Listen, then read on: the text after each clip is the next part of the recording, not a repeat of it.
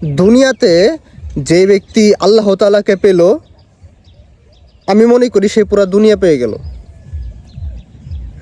আপনি শুধু দুনিয়ার পিছনে ছুটতেছেন, দুনিয়ার পিছনে ঘুরতেছেন, কিন্তু আপনি আল্লাহ তাআলাকে রাজি খুশি করতে পারলেন না।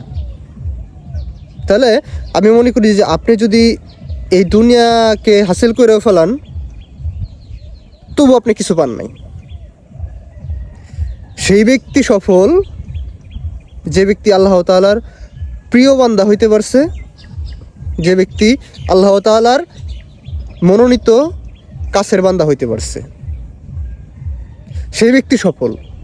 সে যদি দুনিয়াতে আপনার আমার ভাষায় যদি গরিব মানুষও হয়, সে যদি অনেক টাকা পয়সা অর্থের মালিক নাও হয়, সেই ব্যক্তি সফল।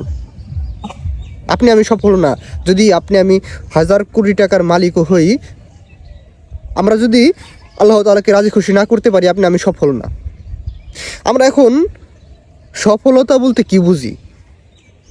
সফলতা বলতে আমরা এইটাকে বুঝি যে কত টাকার মালিক হইতে পারলাম, মানে কত অর্থের মালিক হইতে পারলাম, কত সম্পদের মালিক হইতে পারলাম, এটা সফলতা। আমরা এটাকে সফলতা মনে করি, কিন্তু বাস্তব অর্থে এটা আসল সফলতা না। আসল সফল ওই ব্যক্তি যে আল্লাহ তাআলাকে খুশি করতে পারলো, যে আল্লাহ তাআলার প্রিয় বান্দা হতে পারলো। আল্লাহ তাআলার প্রিয় বান্দা কিন্তু সবাই না। আল্লাহ তাআলার প্রিয় বান্দা কারা? যারা আল্লাহ তাআলার পথে চলে, যারা আল্লাহ তাআলার হুকুম পালন করে, তারাই তো। আপনি আমি পাক্কা সুদখোর, পাক্কা ঘুষখোর, আপনি আমি কিভাবে আল্লাহ তাআলার প্রিয় বান্দা হব? আল্লাহ তাআলা তো দুনিয়াতে আমাদেরকে খারাপ কিছু করতে বলেন নাই, ভালো কিছু করতে বলছেন। কিন্তু আমরা ভালো কিছু করতে চাই না, আমরা খারাপ কিছু করতে বেশি স্বাচ্ছন্দ্য বোধ করি।